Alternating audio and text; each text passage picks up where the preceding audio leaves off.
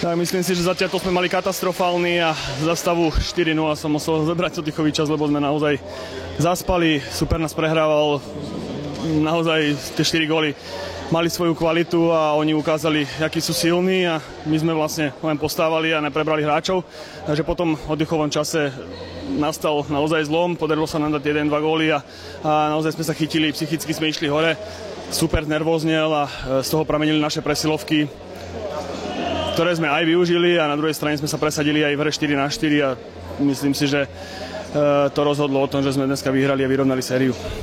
Nakoniec sa mohlo stať, že vám aj tie prvé 4 góly, ktoré ste inkasovali, pomohli? Je to dosť možné, že to bola taká studená sprcha, nakoľko dneska sa mohlo rozhodnúť a mohli sme vlastne už len pogratulovať súperovi. Ja som veľmi rád, že tento tím to nezabalil a že sme vlastne nešli odozdať ten pohár súperovi a pobili sme sa o to druhé víťazstvo. Rozhodne teda posledný zápas, ako ho vidíš, budete mať dosť času na obi? Tak myslím si, že teraz je víkend voľno, takže myslím si, že toho času bude dosť. My sa na to pripravíme tak ako doteraz a ja si myslím, že tie mužstvá sú vyrovnané a super naozaj je veľmi kvalitný a povedzme si na rovinu, že mal vynikajúcu sezónu a favoritom je stále on. My pôjdeme do toho 5. zápasu samozrejme vyhrať, ale z 5. miesta po základnej časti môžeme len prekvapiť.